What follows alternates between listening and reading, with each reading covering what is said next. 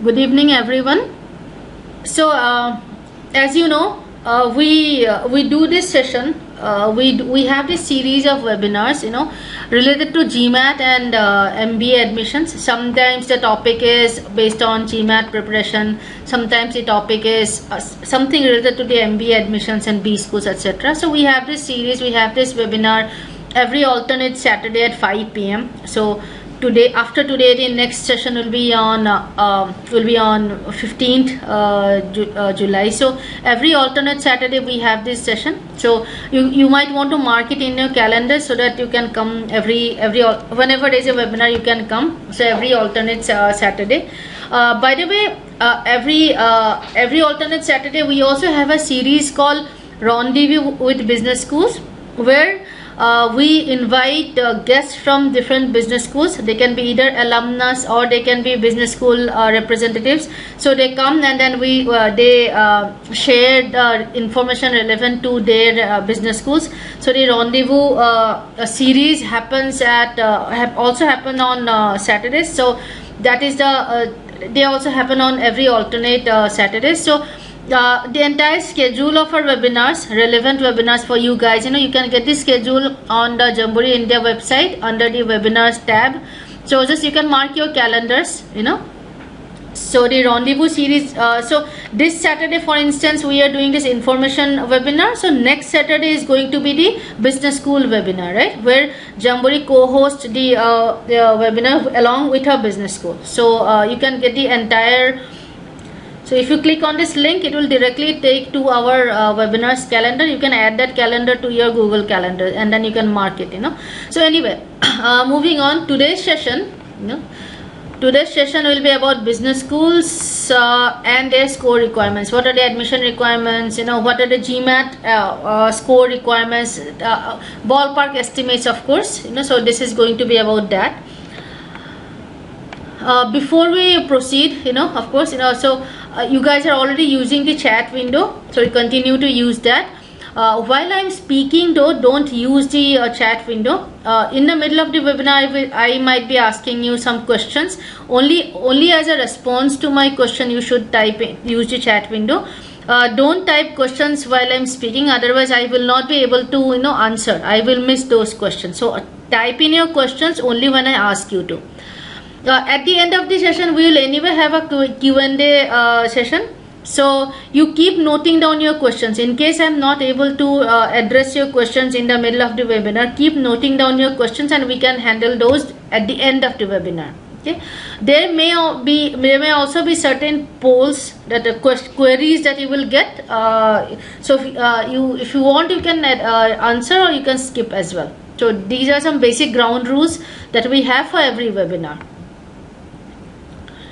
Those of you who have attended the webinars previously, you probably are aware of this slide probably, right?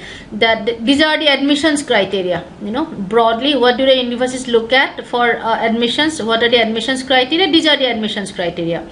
Standardized tests. So the GMAT and TOEFL, these are called standardized tests. Academic record, that means your anything that you have done after class 12. It may be a bachelor's degree, it may be a bachelor's degree and a master's degree, or maybe a bachelor's degree plus some certificate course or a CA or whatever it is. So anything after class 12, that comes under academic record. Then work experience, if you have any work experience, then both quantity as well as quality, right? If you don't have any work experience, then what you can do, so all these come under work experience category. Extracurricular activities, very important, so this is also one of the admissions criteria. Then essays. Now essays and LORs, these two things, essays and LORs, they are a part of the online application. So these are also admissions criteria, but these are not something that you can do right now. Only after the online applications become available, that's when you work on these. and these are very university specific, right? That the essays and LORs, you just can't randomly write some essay, or you just can't randomly get some letters of recommendation. They have to be university specific. Business schools have their standard questions, they have their standard formats, etc. So you can't do anything about the essays and LORs unless unless you have decided which business schools you want to apply to. Okay, so moving on. So today we will be covering the first 2 points basically, right? It's too much to cover in one webinar, so today we will be sticking to the details about the first 2 points, right? So in this whole list, the only standardized component is the GMAT score. This is the only standardized component. Whether you are a student from India, or a student from US, or a student from Australia or Nigeria, a GMAT score, if you, a 600 is a 600, a 520 is a 520, 700 is a 700. So your GMAT score is not dependent on where you are from. That is why it's called a standardized test, right? Rest of these things on in this list, rest of the admissions criteria, they are very subjective. You are from India, and if you're an engineer, you will probably have a 65-70%, that is 70-75% will be considered to be good, 65% will be considered as average. But if you are if you have done your bachelor's degree in a BA English honors or BA history honors, then the 60-65% is great. Probably the toppers get that much percentage. So there's a lot of subjectivity, there's a lot of variation about what the percentage or what is a good percentage, depends on what you have studied, depends on which university you have studied it from, also depends on which country you have studied it. So it's not standardized, that's all I'm trying to say. Same with work experience, 2 years of working as a telecaller is not equivalent to 2 years of running your own business. So work experience is also the quality, both quantity and quality is variable. It's not that 2 years of work experience in any field is equivalent to 2 years of work experience anywhere in the world. It's not like that. So it's not standardized. Nothing in this list is standardized except this test. Right? GMAT is the most important, of course. So and because of this thing, a lot of universities, they start their elimination process, they start their application processing from the GMAT score. That is why that is why we have in Jamboree we said is that a very good GMAT score will not guarantee your admission in any university, but a very bad GMAT score will definitely guarantee your guarantee your rejection. So if you get a 750, it is not going to guarantee your admission in Harvard. But if you get a 300 or 400, it will definitely guarantee your rejection. So that's how important the GMAT is. Anybody, any questions? Any questions till now? Okay.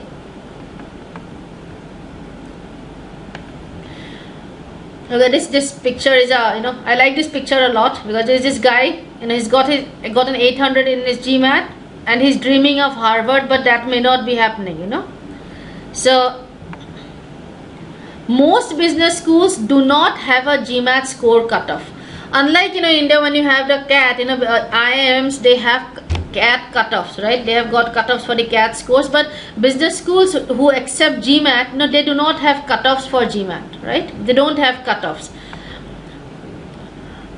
But business schools prefer students with a balanced sectional score. So in India, most students they get a 49 to 50. They get their math score ranges from 49 to 51.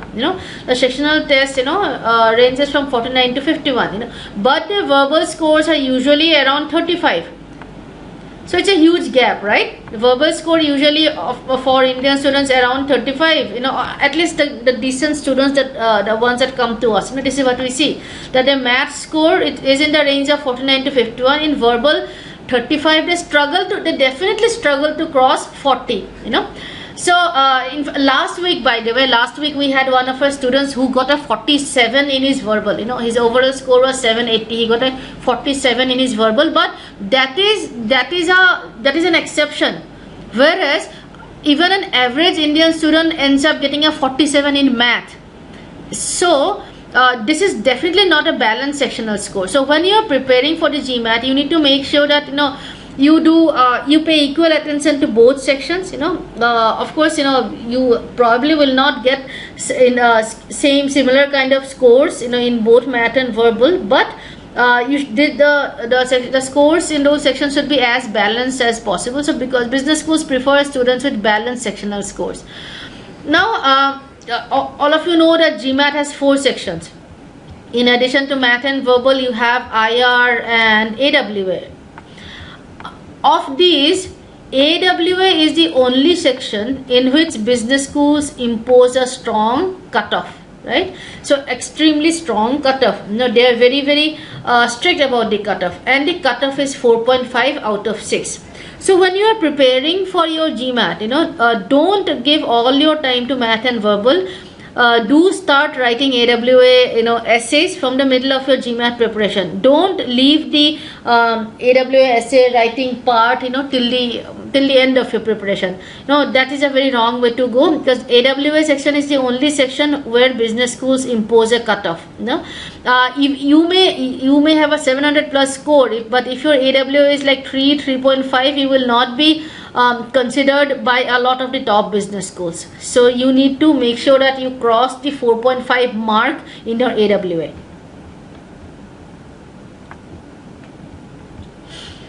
One thing that students are not that aware of is that you compete in your own country pool. Okay, let me explain this with an example. Let's take the example of a business school A. Let's say the name of the business school is A.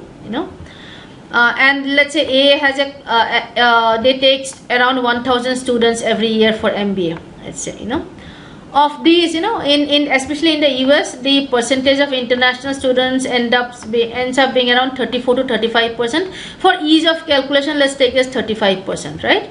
So the number of international students in A, in this batch is 350, right? Now in this 350 international students, obviously not all of them are Indians. They pride in diversity. So they take students from all over the world,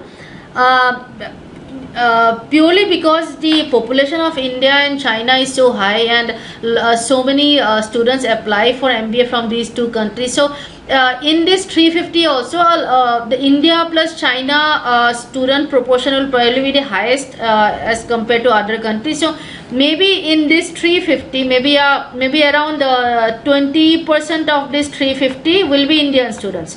So Indian students in this Indian students in University A will be 20% of 350 will be 70, right?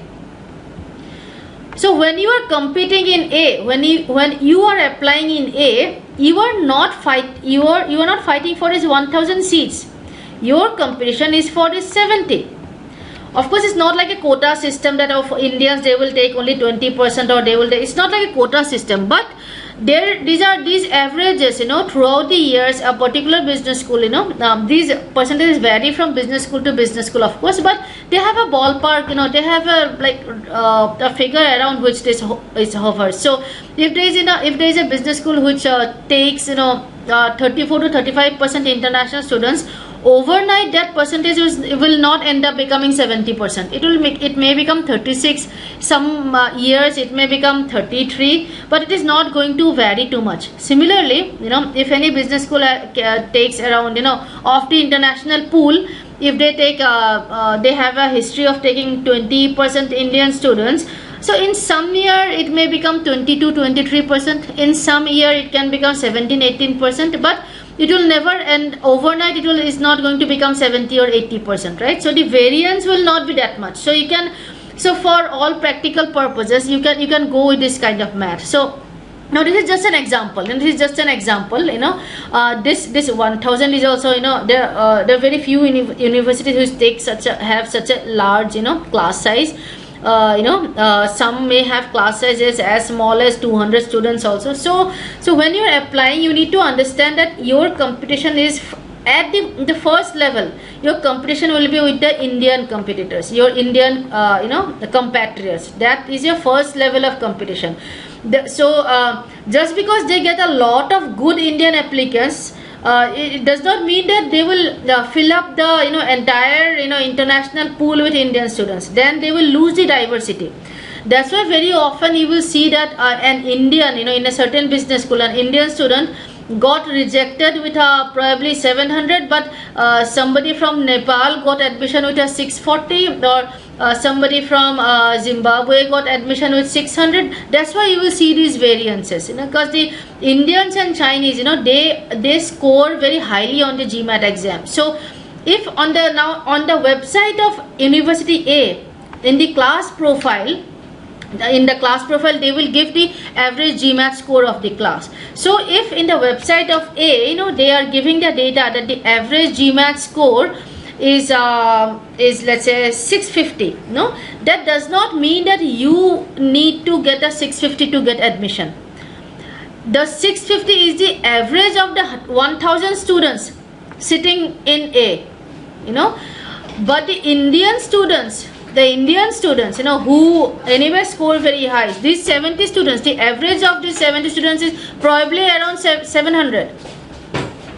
So from our experience, what we have seen is that for the average GMAT score of Indian students in any university is at least 40 to 50 points higher than the overall average GMAT score of that university. Did you understand what I'm trying to say? So if any university, let's say if in Harvard, let's say the average GMAT score is 700, does that mean that the Indians in the Harvard class has an average of 700? No, it does not mean that. It means that all the students who are currently in the Harvard MBA batch, their average is 700. The Indian students, probably their average is around 740, 730, maybe 750.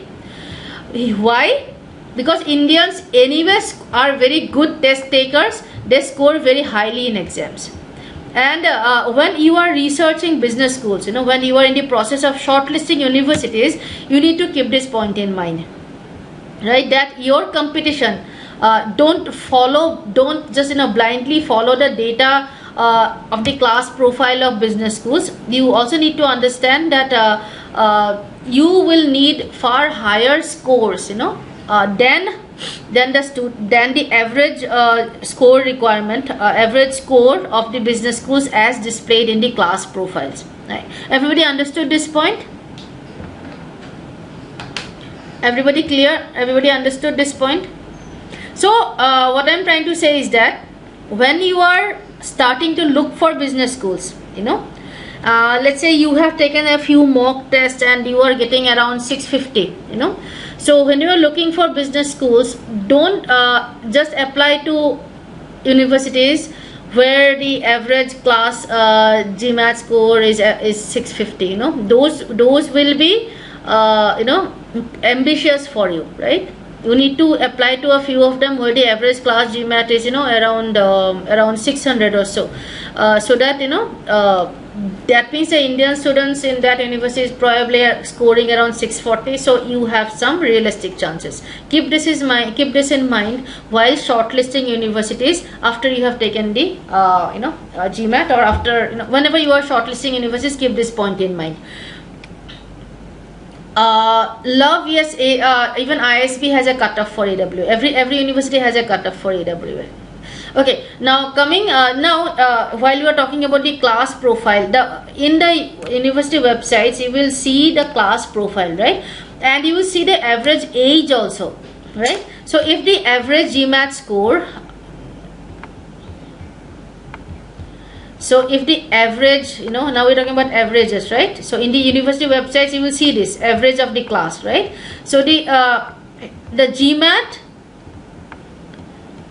GMAT score will be, so you will need higher than what is given on the website, higher by around 30 points for sure, maybe 40 in some cases.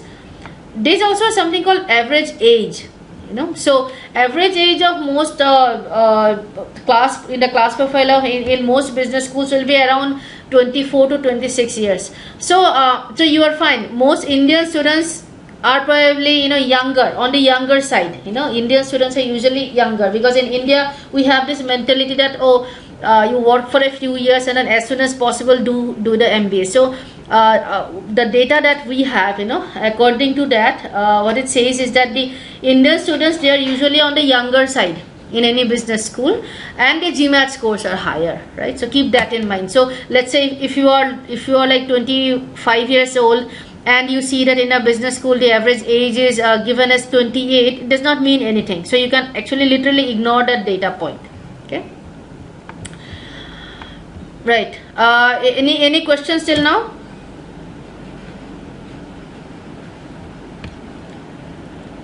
Any questions till now?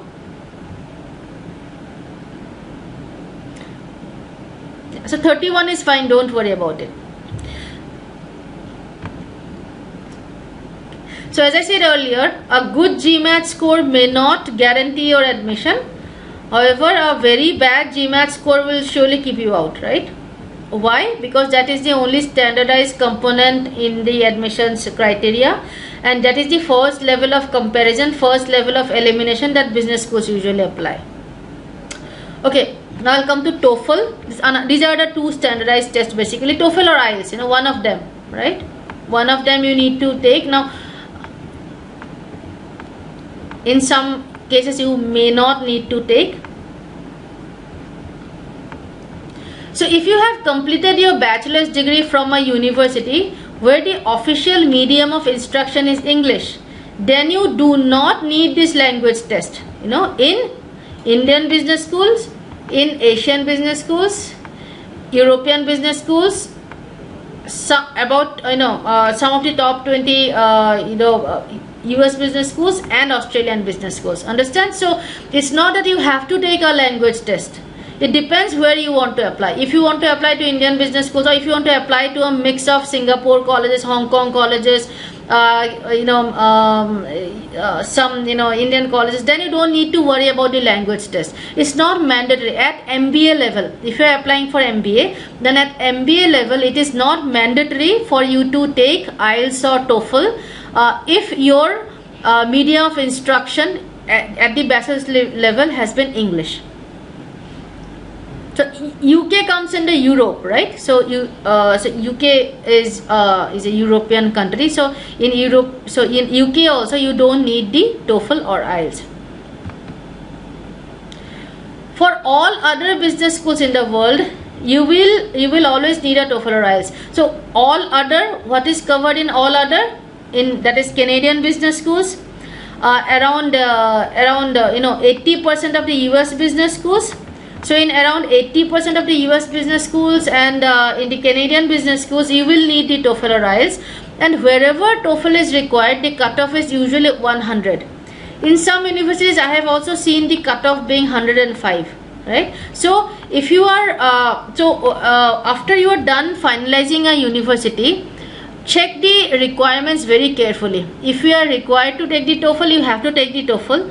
If you are not required to take it, and then you don't have to take it. So the first step for you will be to take the GMAT score.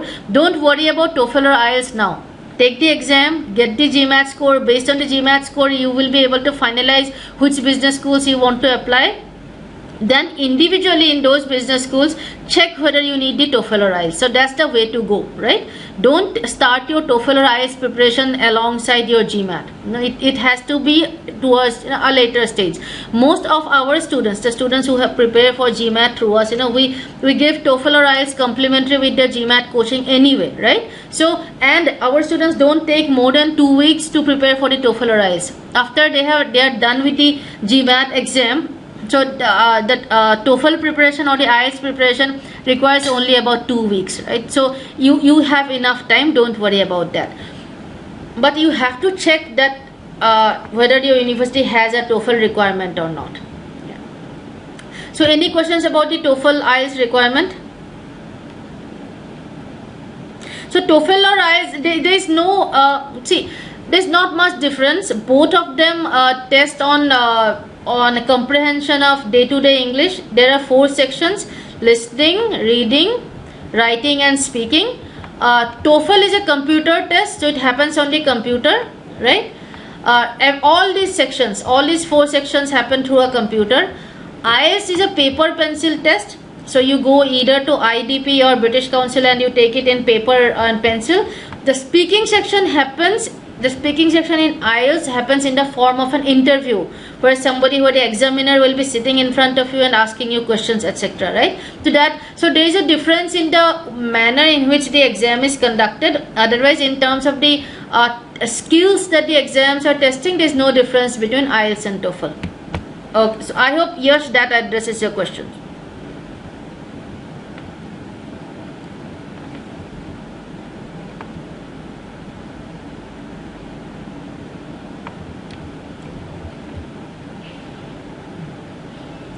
Okay, so now we'll talk about some wrong slide. Okay, now we'll talk about some business school options, right? So some of you have been asking questions about ISB, all of us, so etc. So we'll be talking about the business schools now. Different types of business school options. So if you want to do it in India, so these are some of the most popular options. There is ISB, of course. And ISB has 2 campuses. I hope you guys know that, Mohali as well as Hyderabad. Great Lakes in Chennai, a great business school, a very good business school. IIM Lucknow in the Noida campus. There is a 1-year MBA, but for this there is a 6-year work experience requirement. So you have to have at least 6 years of work experience. IIM Ahmedabad.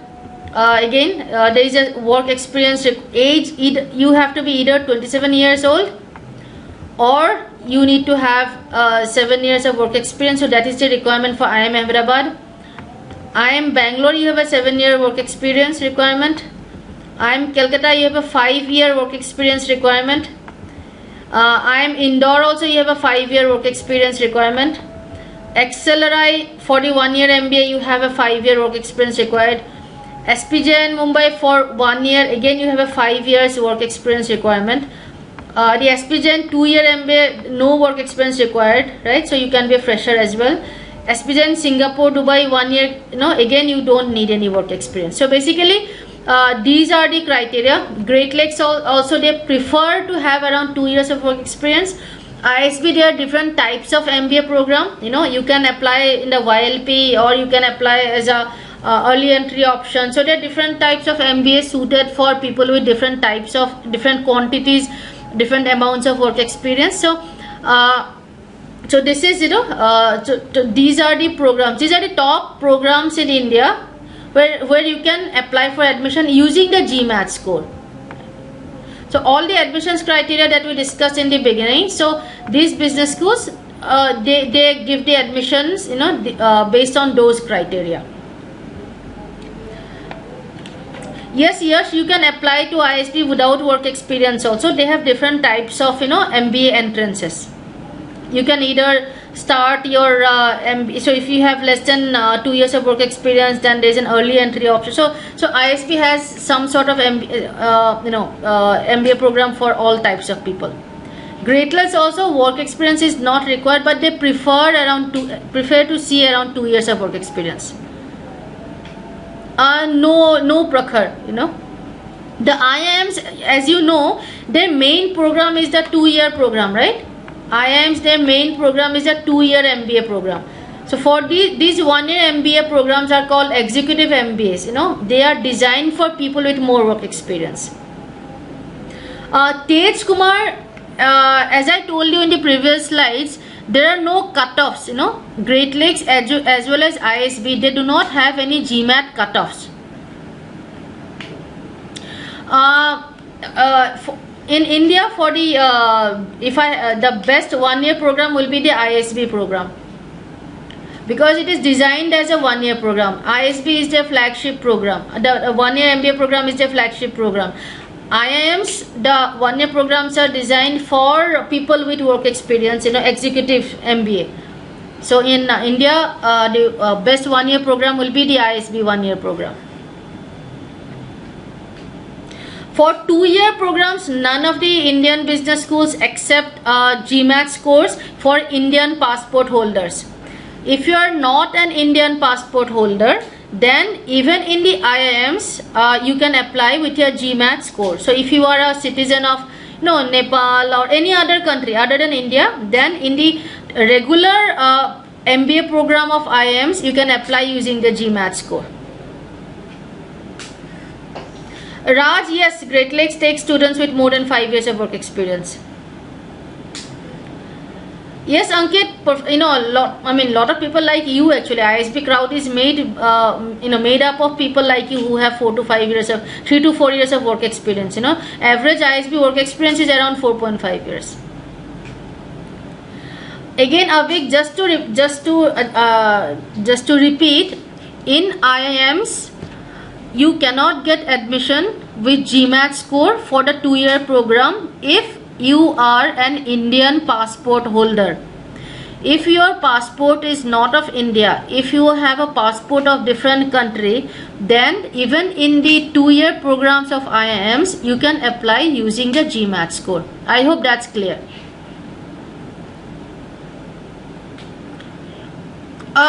See, if you are eligible to apply to the IIM 1-year program, then IIMs are far better than Great Lakes. So Raj, if you have the if you meet the work experience quantity criteria of the IIMs, then it is a better choice than Great Lakes. If you are older than 27 years, then you can apply to IIM Ahmedabad irrespective of the number of years of work experience. So Kanik, SPGen, their GMAT score requirement, they changes from year to year. Last year it was 680, so this year they have not released the criteria yet. So you need to check on their website, but it remains around between 670 to 690. Ankit, of the Indian business schools, which take students through GMAT, ISB is by far your best bet. In ISB you also have this option for international transfer programs that you can go to universities like Kellogg, etc. to do a 6-week period there, right? So to do a term there, you can do that. So all of that definitely increases your international exposure. Again, Hardik, what I would like to say is that if you are looking for a 1-year program, the ISB 1-year program is the best in India because it is designed as a 1-year program.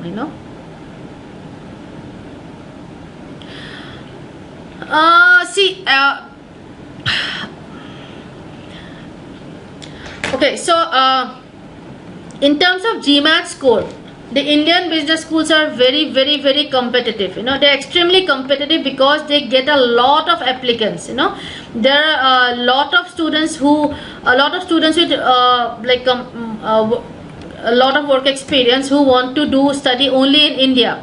So this competition is really tough. Great Lakes probably is the one where you can, if your rest of the profile is strong enough, you can probably get admission with around 650.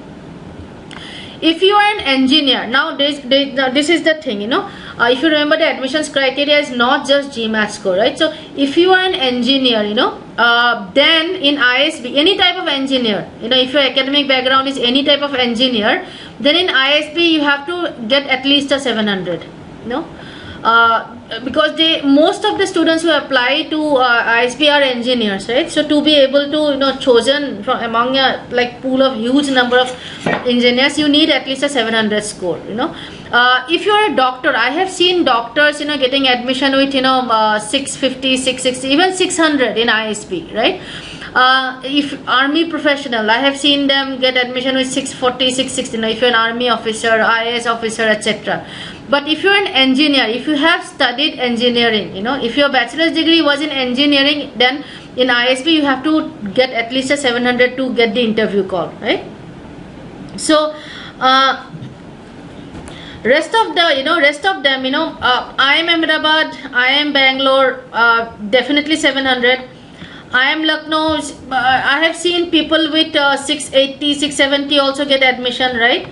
IIM Calcutta also. IIM Calcutta also. I have seen people with 680 also get admission. You know, Accelera and IIM Indore. I have seen them get admission with 670 as well.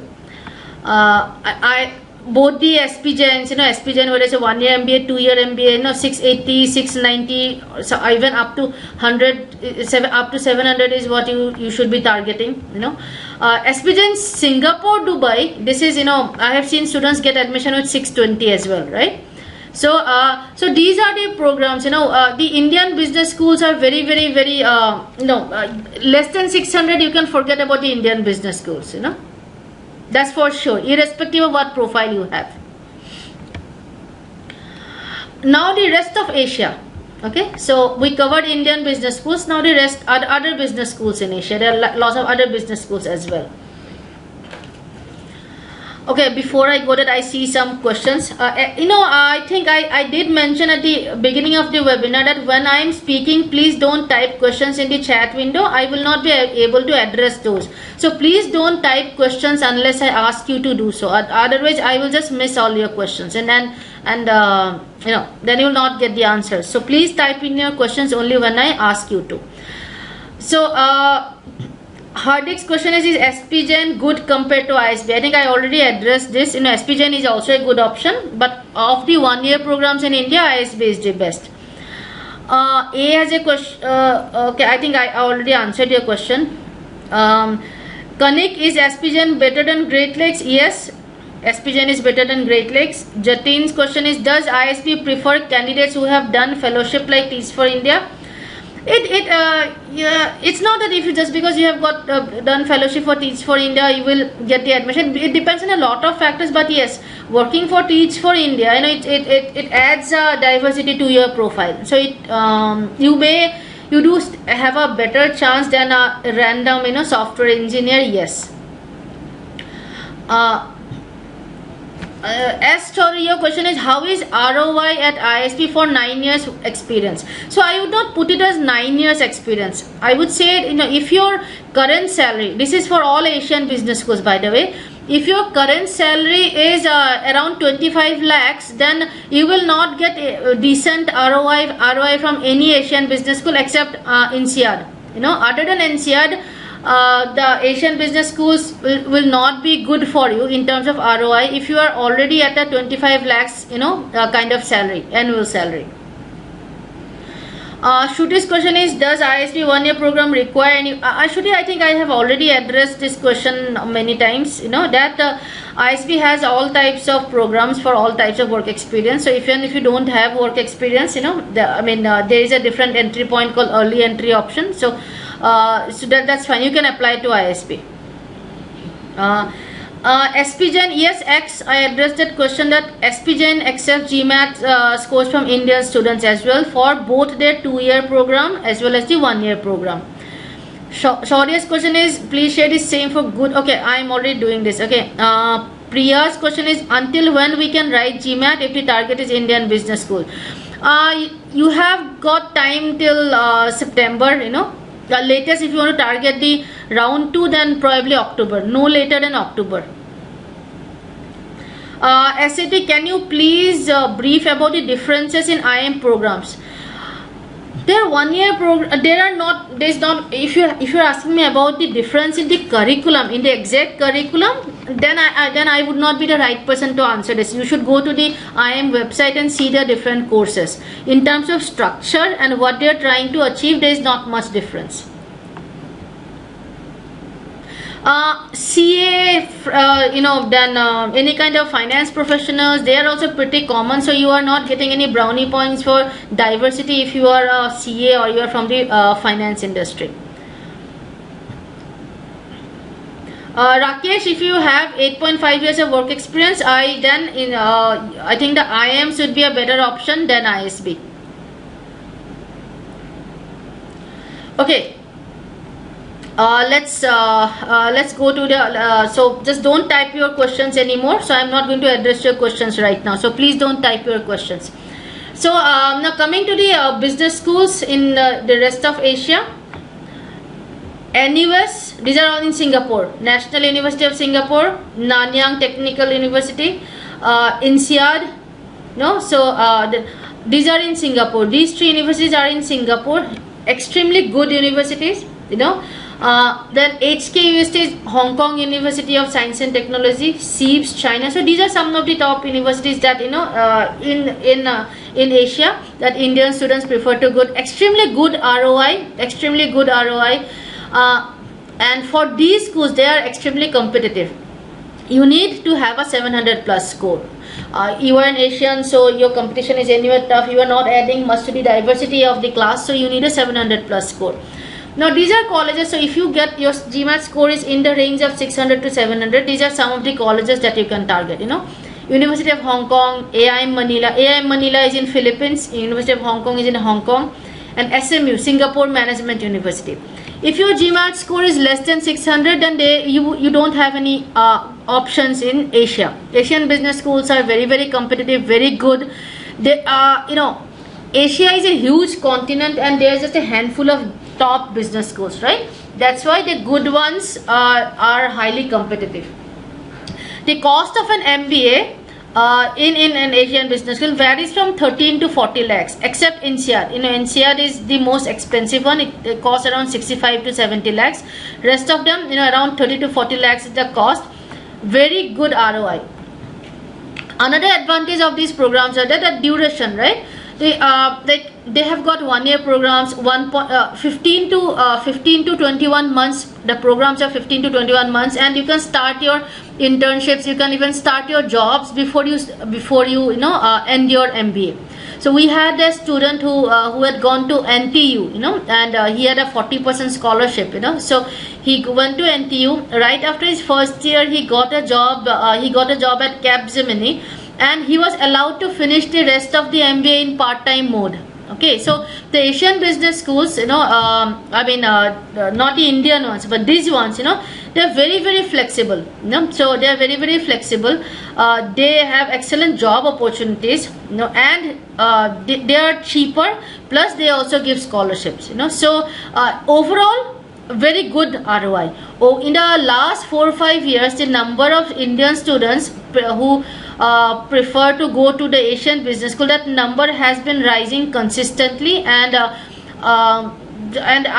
we believe that in a few years it will overtake the other countries, purely because it has become a very, very attractive proposition, and the world economics is also moving in the direction that Asia is considered to be the most the fastest expanding business hub. So all of those things put together, an MBA from a top Asian business school is an excellent opportunity.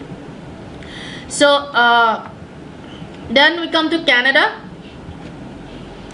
Canada has this unique thing that it has all the benefits of all the good qualities of an American business school, but the jobs are quite easy. You have got the PR policies and permanent residency policies are far more flexible. Excellent placements. All of these are positives. The only negative is that there are just a handful of good colleges. In fact, you can consider this to be the comprehensive list. If you want to go to Canada to do your MBA, you should not consider any other business school. These are the only good decent colleges. So these are 3 plus 2, 5 plus 2, 7 business schools. You have got only 7 business school in Canada that you can consider, right? Same problem as in Asia. In entire Asia, you just have a handful of business schools. Canada also same thing, right? Now, of the Canadian business schools, Richard Ivy, this is a 1 year program. The Richard Ivy program is a 1 year program. Rotman program is a 2 year program. Queen's program is a 1 year program. And York program is a 2 year program. And these are 2 year programs. And so Canada has a mix of programs. You have got 1 year program also, you have got 2 year programs also. Richard Ivy and Toronto Rotman, these two are the best colleges in Canada, best universities in Canada. Very good in terms of brand name or in terms of respectability in a CV. They are as good as any American business school. Rotman is a lot of people who want to focus on finance. Rotman is a very popular choice for them.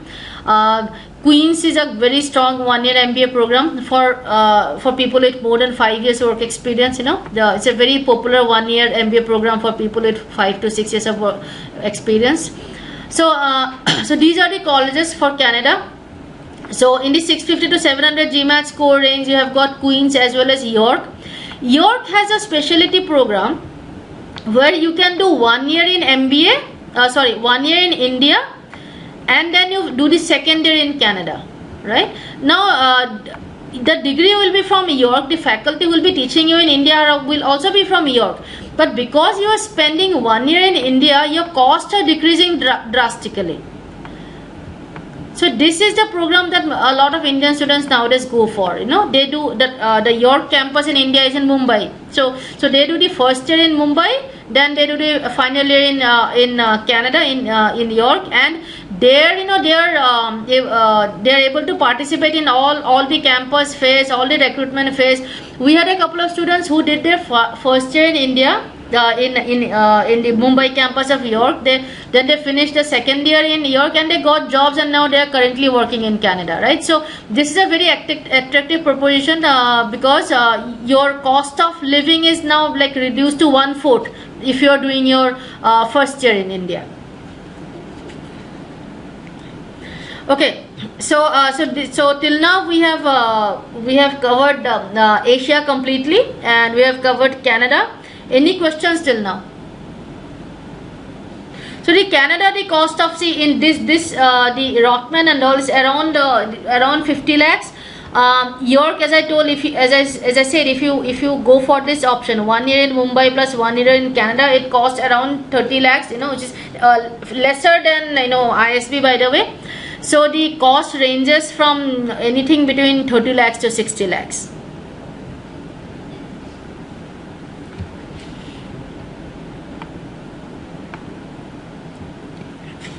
Any questions?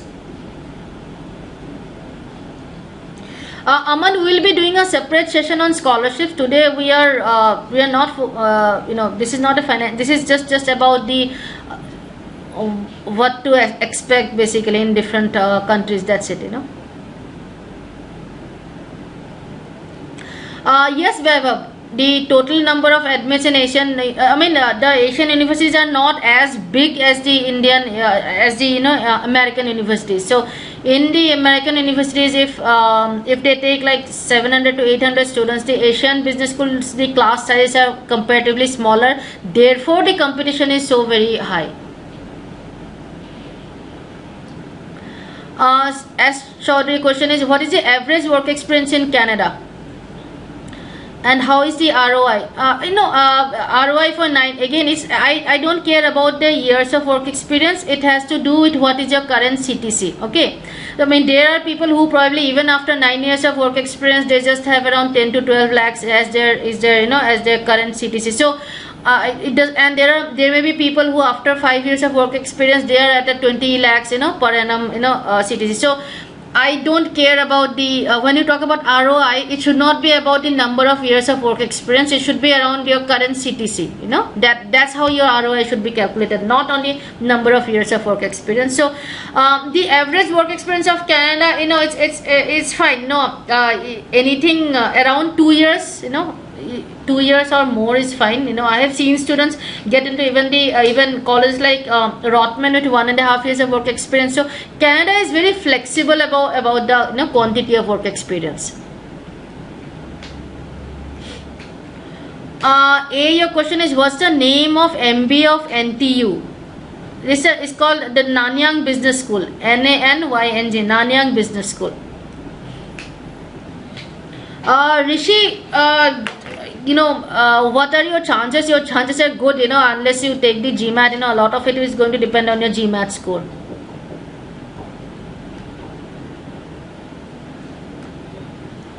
So Ankit, do Indians face difficulty in getting jobs in Singapore? So everywhere in Singapore, Singaporean residents get the first pick. In Canada, Canadian residents get the first pick. That's fine. What you need to understand that in Singapore, Population is so low, and very few Singaporeans go and do an MBA. So you are actually not losing much.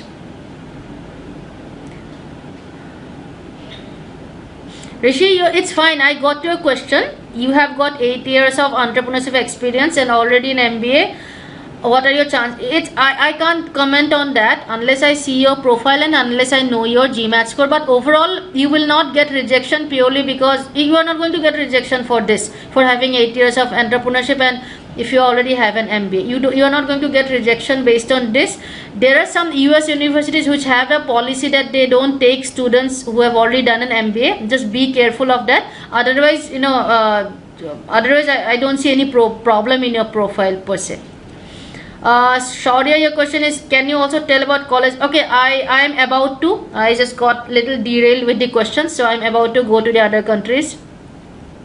Sid, I already covered the TOEFL and GMAT requirement. So for all the countries, I already covered that.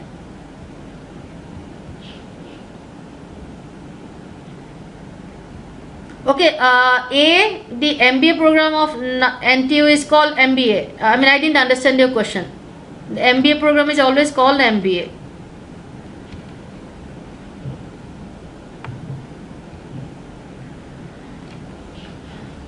Okay, now we come to Europe.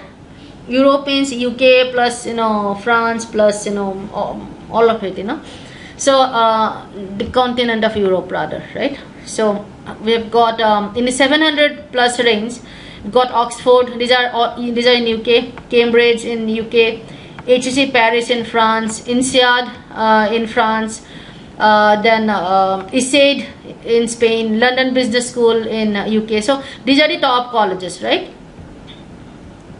Great great value addition in your CV, a lot of prestige, the best colleges in Europe. These are your best colleges in Europe.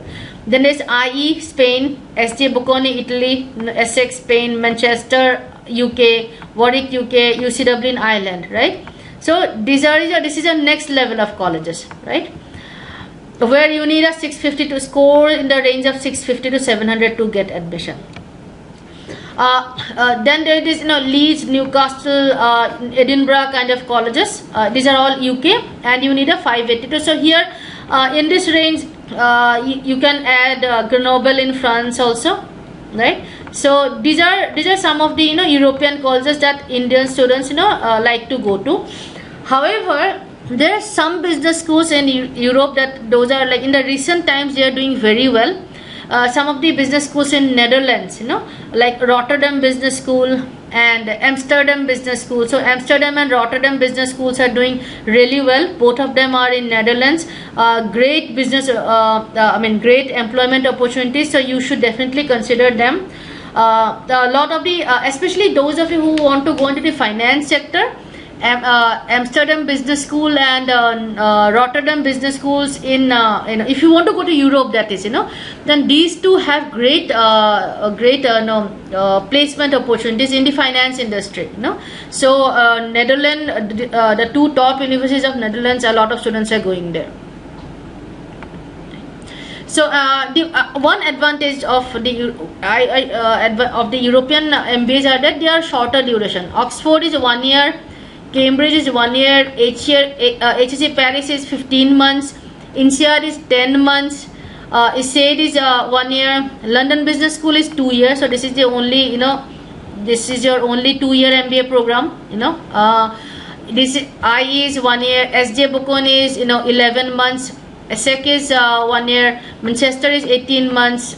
So this is 1 year. So of in the entire Europe, your only 2-year MBA program is that of the London Business School, right? So if you are looking for a shorter duration MBA program, then Europe has lots of options. But what this means is that because the MBA is for a shorter duration, they expect students to come in with at least 3 to 4 years of work experience, right? Because they are not going to start from the basics.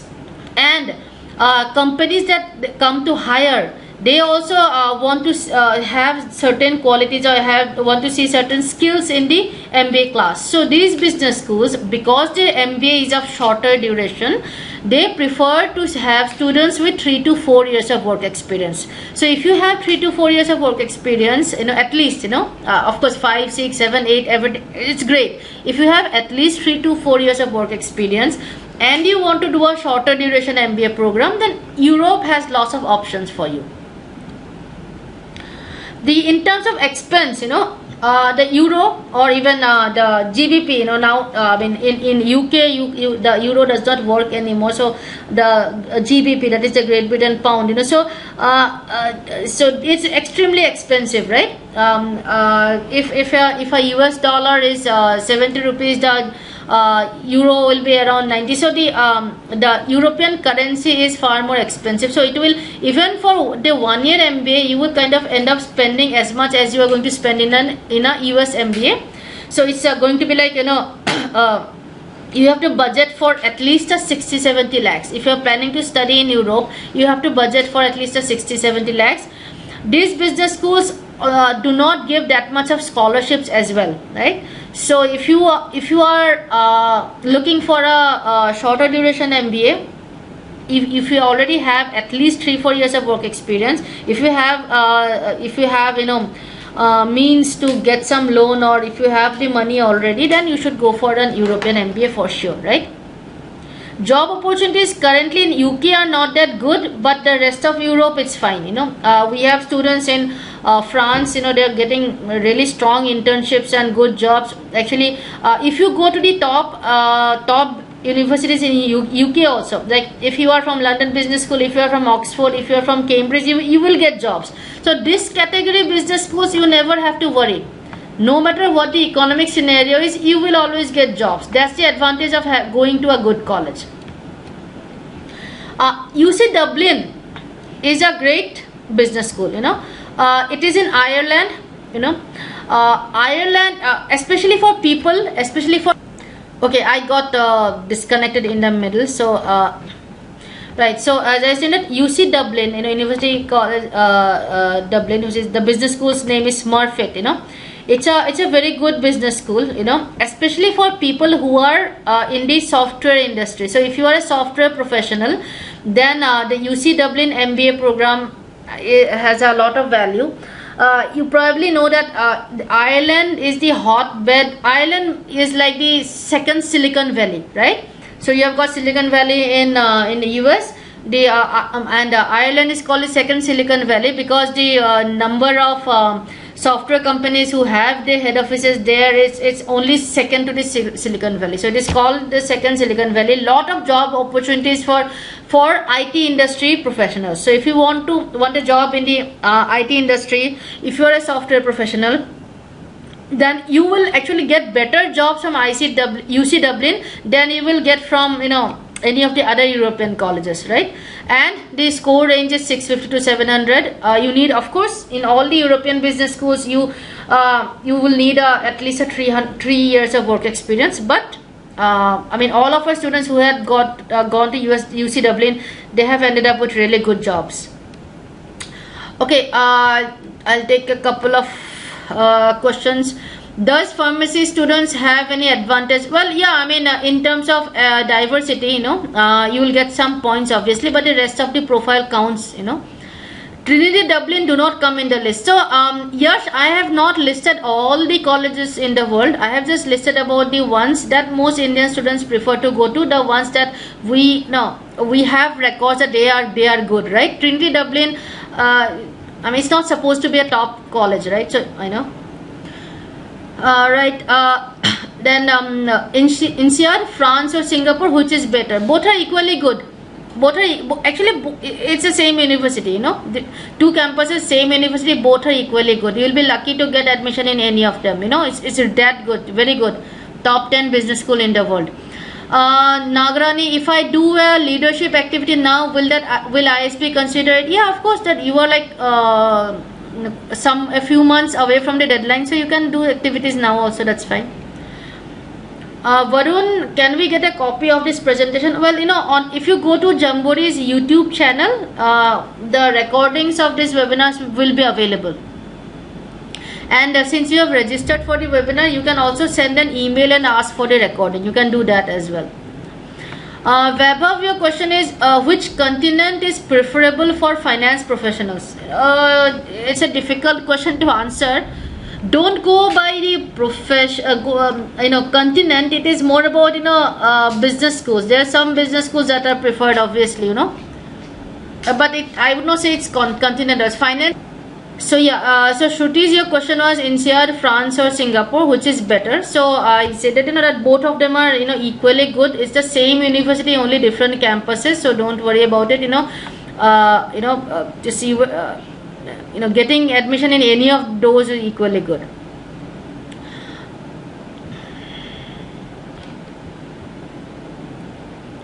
So ESCP Europe is also a good university, so definitely a good option. See, I have not included all the available universities in Europe, obviously for obvious reasons. These are some of the most popular ones where Indian students have gone, where our own students have given good feedback about these universities, both in terms of education as well as placements. See, for finance professionals, it's not about the continent. What you have to look at is the business school, the quality of the business school. It is not dependent on which continent is better. Yeah. So if you can you hear me now? Am I audible now? Right. So what I was saying is that we have a Jamboree YouTube channel where you can find the recordings of this webinar. So in case you have missed any of the previous webinars, or in case you want to go back and watch this webinar again, so you can do that. We will be uploading the recording on our YouTube channel. So that was what I was saying. And not just this, we have recordings of lots of webinars, lots of relevant webinars for you guys, which you can watch at your own leisure. Alright, so this is Europe. As I said, European MBA is a good option for people with work experience looking for a shorter duration MBA program.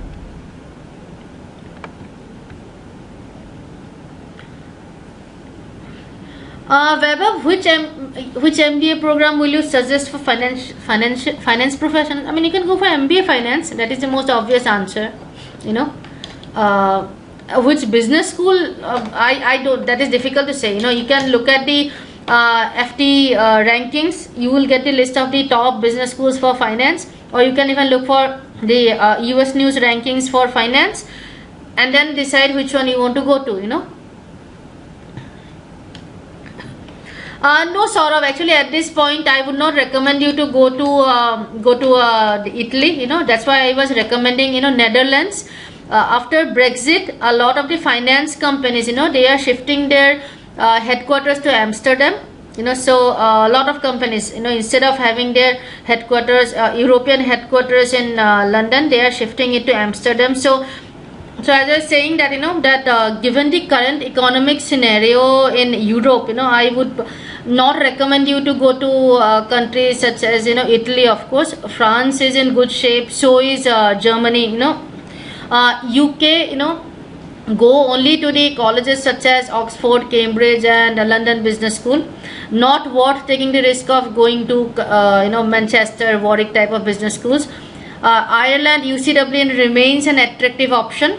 And the business schools in Netherlands like Amsterdam Business School and Rotterdam Business Schools, they are definitely so Germany, there is only one decent business school. It's Mannheim Business School. That's all.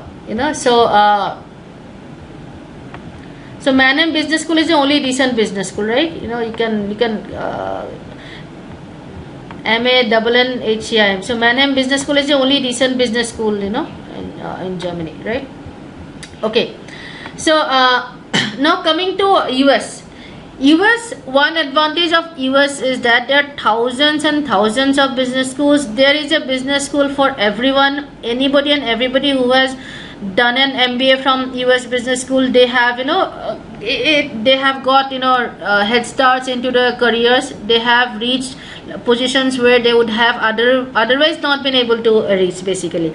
So all the business schools in the US, I would like to think of them as, you know, the top 25 business schools. You know, these are some of them. Of course, this is not the comprehensive list, which are equivalent to the India, you know, in India, if I have to kind of equate it to India. So the IIMs, you know, so these probably will be the IIMs of the US, you know.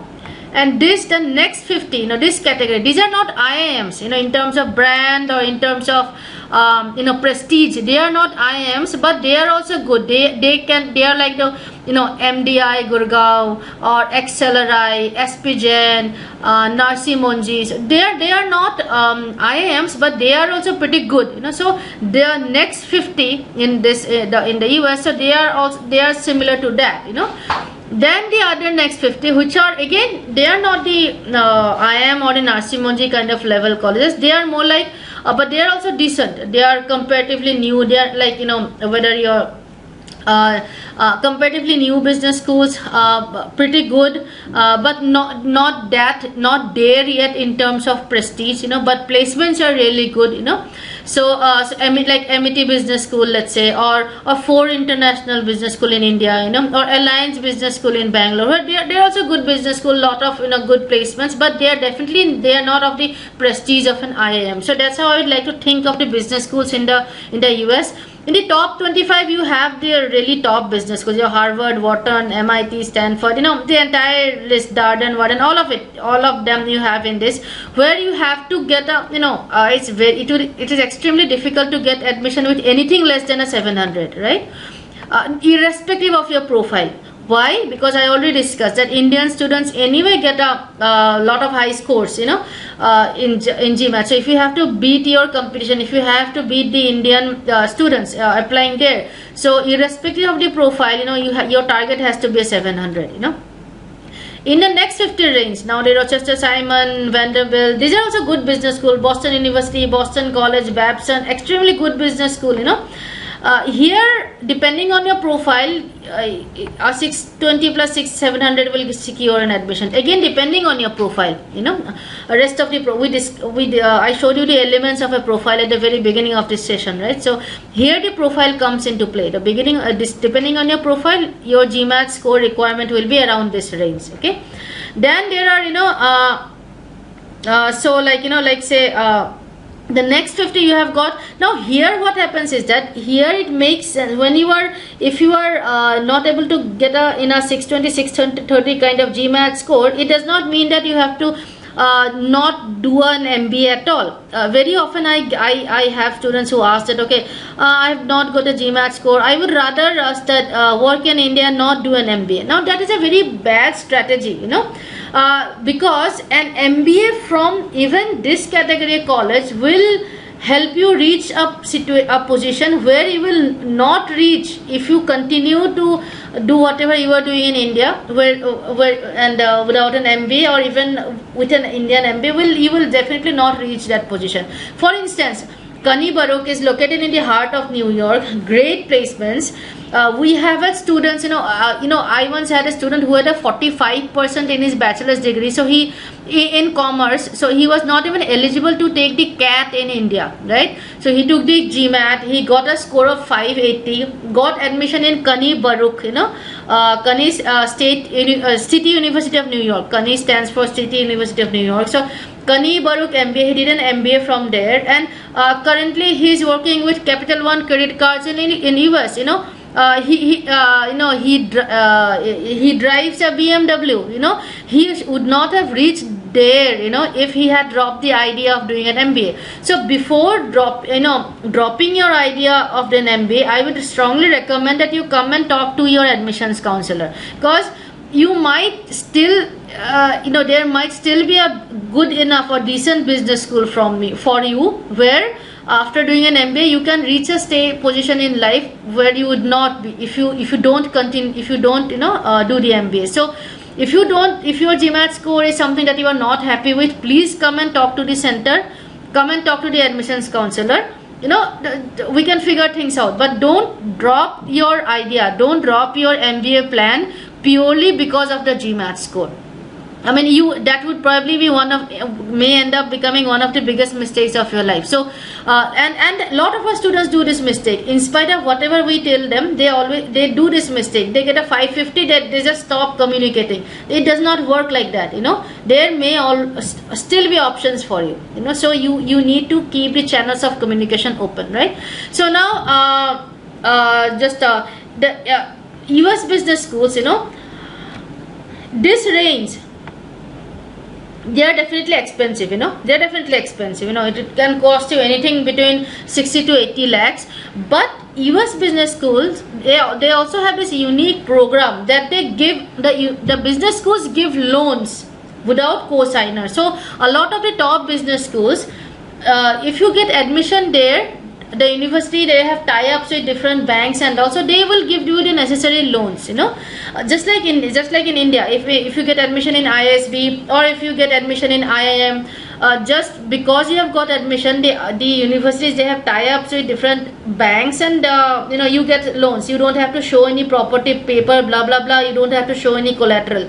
Same thing happens with a lot of the top business schools in USA. So and the rates of the rate of interest of those loans are around 9 to 10%, as opposed to the 15 to 16% rate of interest of education loans that you take from India. So US business schools, yes, they are expensive, but they are the only business schools in the world, other than India, of course, where they will give you the university gives you the loans in association with banks, and they will give it purely on the basis of your admission. They don't want to see any property. They don't want anybody to sign on your behalf. They don't want any guarantors, right? So the cost is not an issue. Cost is not an issue if you are looking to do an MBA from US.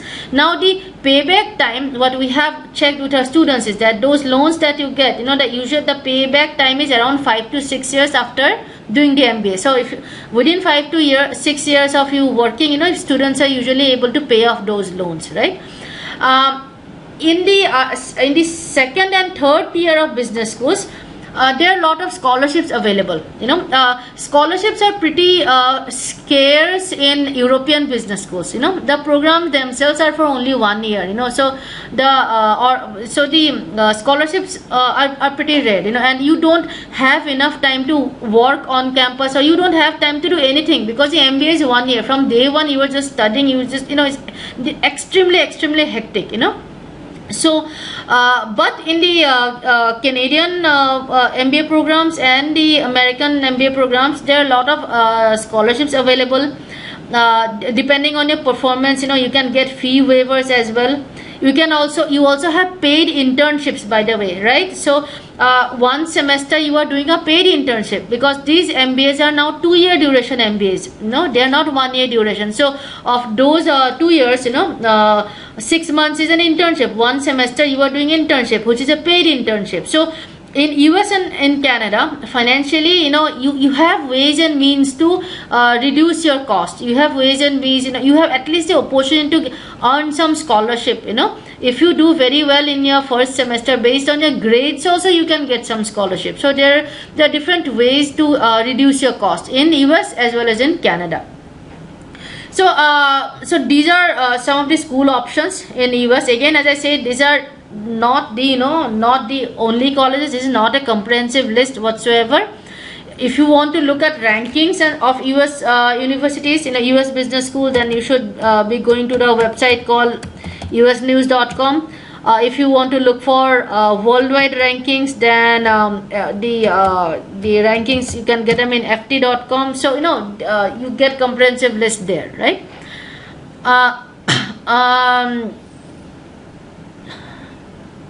Prakhar, UCLA comes in your top 25 list, right?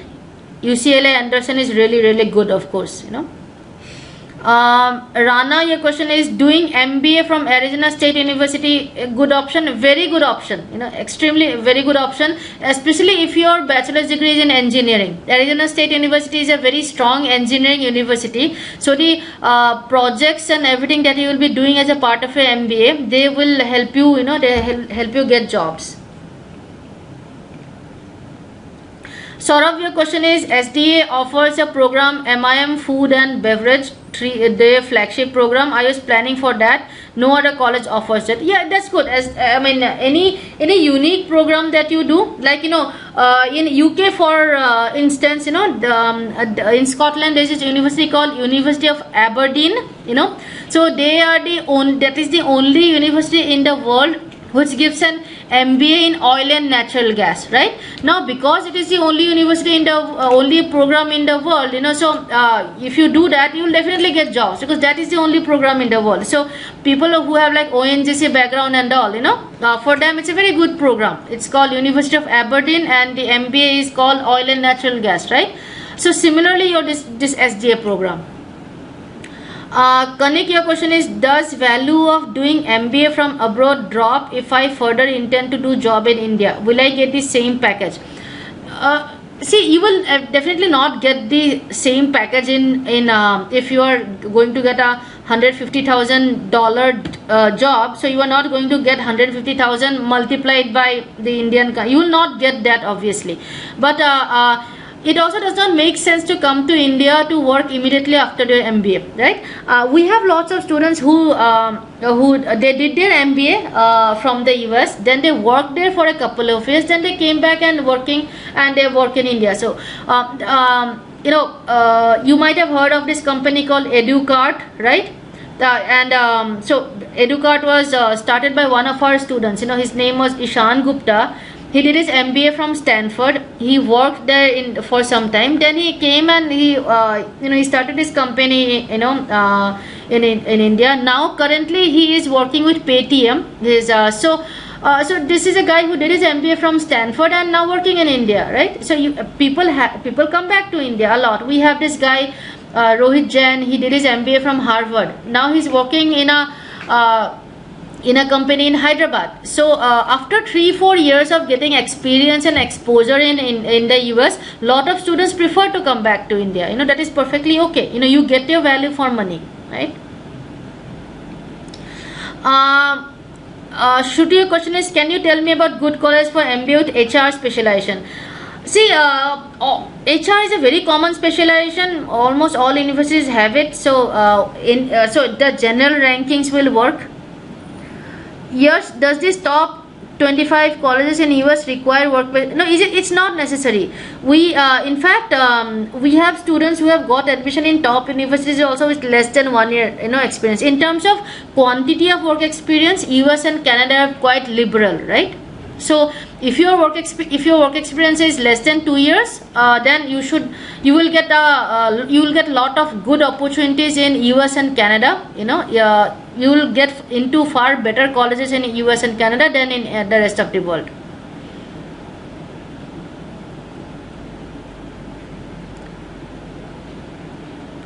So how about job opportunities there in after US?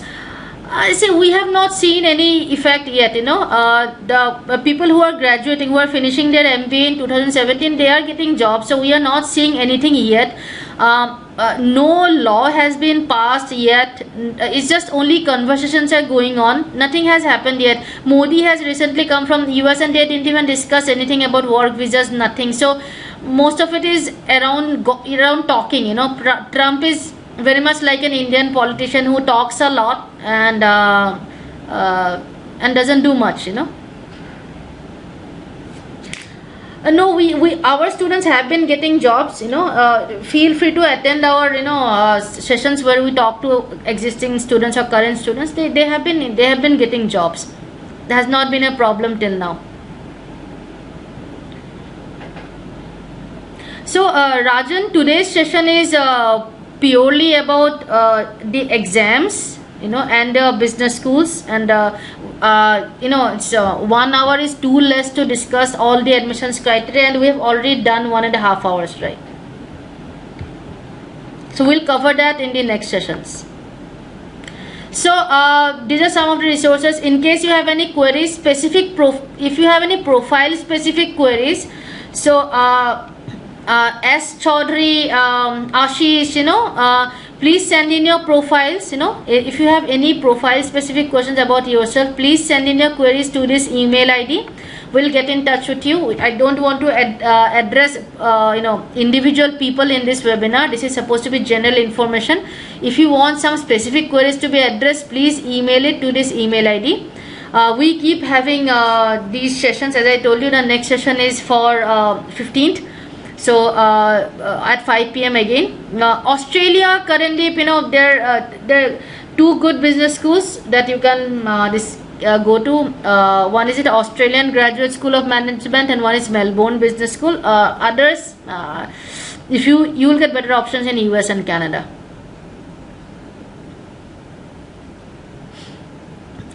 So Prakhar, for Masters in International Business, you need GMAT course. Vaibhav, your question is, how is IR relevant? Till now, nobody has been rejected based on IR score. Universities have not released any cutoffs or anything.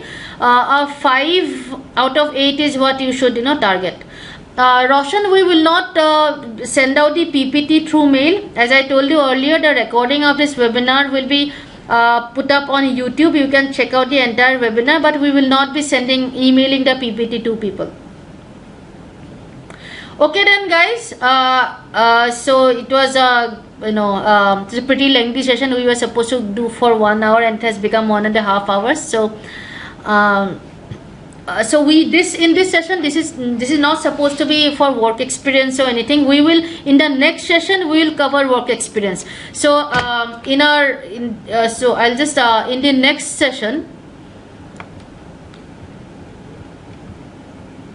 So in our next session, we will be covering the significance of what academic record, work experience, and extracurricular activities. These 3 things we'll be covering in our next webinar, not in this webinar.